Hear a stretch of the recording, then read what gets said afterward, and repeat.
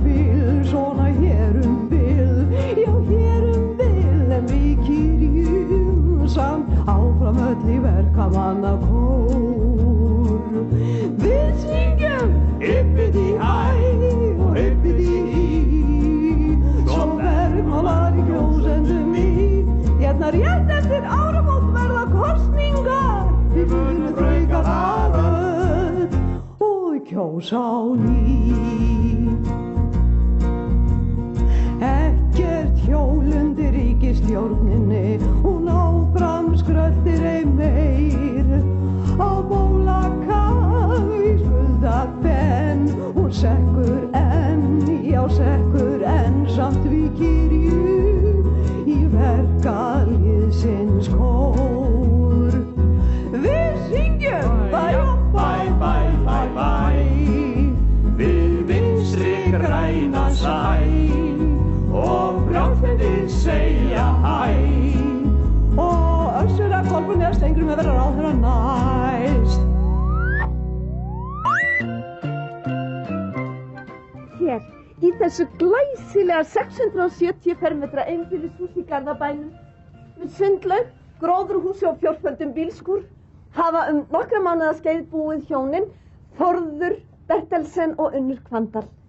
Þórður byggði húsið sitt sjálfur og Unnur, sem annálu hægleikskona, hefur ekki einungis hannað allar innréttingarnar sjálf, valið veggfóður, klipta á, rifið það niður aftur, mála alla gluggana svarta og klippt öll jakkaföt Þórðar niður í strimla. Heldur hefur hún líka, hvorki meira en minna en 24 sinnum, flutt út af heimilinu á síðustu 3 vikum. Stoppa mínum sjálfum! Helvíti, hvað gerði? Ég veit að ég kom að og reyndu ekki að koma skrýðandi með skriflegt loforð það að þú kreistir ekki tannkristúpuna í miðjunni. Hvað ég búin að biðja þig? Varstu þetta? Nei, allt í lagi. Ég skal reyna að passa hérna. En aldrei hafa liðið meir en 12 klukkustundir þangað til Unnur hefur verið flutt aftur. Innflutt, útflutt, spennandi fjölskylduþáttur á Ríkisgjá 1. Kolfreyja Bergdal hefur vakið þjóðarathygli fyrir heilsusamlegt líferni sitt.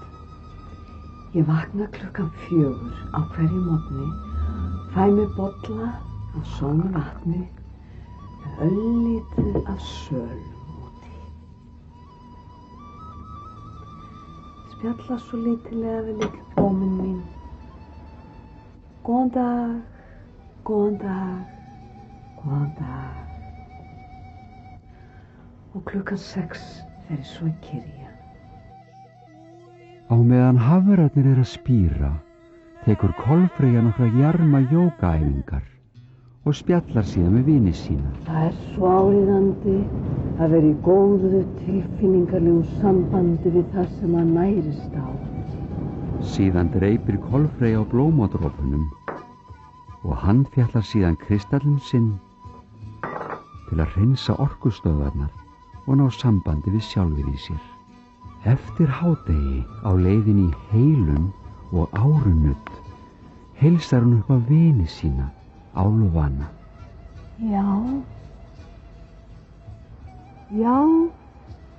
ég færi þau skilaboð. Þessi skilaboð eru jákvæð. Eitt skilur Kolfreyja aldrei við sig, en það grænmetiskvörnin. Í hana setur hún vini sína. Íslensku jurtakremin algjörlega ómissandi. Þau halda manni síungun. Í dag ætla ég að vera 41 árs gömul, þá nota ég bleikakremið. Bleikakremið unnið úr vinum mínum, valmúanum. Ekki missa af reynslusögu Kolfreyju, sem einu sinni gat unnið úti eins og venjulegt fólk, en hefur engan tíma til þess nú orðið. Hún svo mikið að hugsa heilsuna.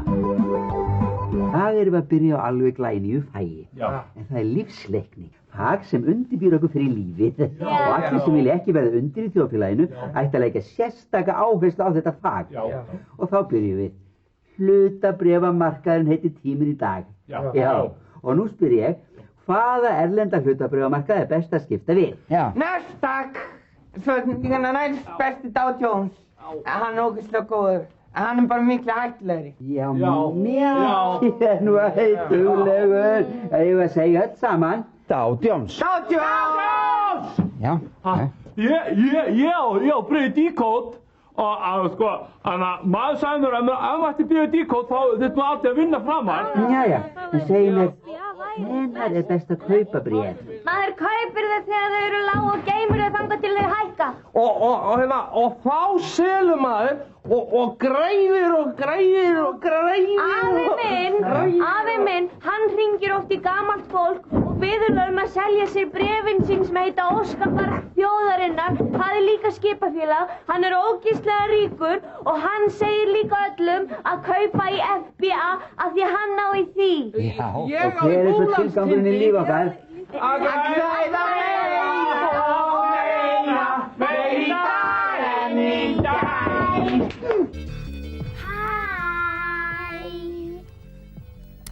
Við erum orðið opaslega mikið vör við það að allt sé að hækka hérna. Ég var síðast í sjoppi í gær og allar Pokémon-myndin að hækka. Hvað er aðeins rotna þjóðfélagi? Hver vil svara? Korkur vill á verður og það varst þú. Mér, já. Það er deginu ljósara þegar lánskjaravísitalan hækkaði 1%, þá leiddi það af sér 11% hækkun á grunnlaunum hjá vísitölum fjölskyldu sem leiddi aftur á móti af sér, hækkun í dollurum, erlendis þá sérstaklega. Ókei, ég var nú bara að tala Pokémon. En þú, Árni, þú mætir hauna, hvað heitir aftur? Já, leið og OPEC-ríkin hækkuðu hráolíuverðið til EES-landanna. Ókei. Bara eitt að lokum. Þurfum við alltaf að vera svona boring? Og nú ætlum við að líta við leikskólanum Tjarnarborg og líta á krakkar sem ætla að vera bankastjórar í vor. En farið ekki langt því eftir kíkju á Bjarni Sutt sem ætlar að kynna fyrir okkur fullnaðinga námskeið. Og þá er svarið spurningunni, er nútíma konan í stjórnunarstöðum fullnaðinga hefti í þessu þjóðfélagi? Komið sæl, krakka mínir. Í dag ætla ég að segja ykkur sögu af prinsessu. Af prinsessu sem var svo rík og þurfti að borga svo mikla skatta að hún var orðin döpur. Já, og hún ákvað að finna prins í landi þar sem að þeir ríku þyrfti ekki að borga neina skatta. Og hvað gerði svo? Já, það er nú löng og væmin saga sem að við ætlum ekkert að fara nánar út í hér, en þau lifðu hamingjusamlega þar sem eftir var ævinnar eftir að höfðu trúlofað sig og farið til Indlands. Oh my god! Delícia, hvað er sæl? Þess að ég bara meikið ekki. Ég nenni ekki að horfa á svona ógeðslegt ástarvæl. Getur ekki komið eitthvað krassandi kylling, ha?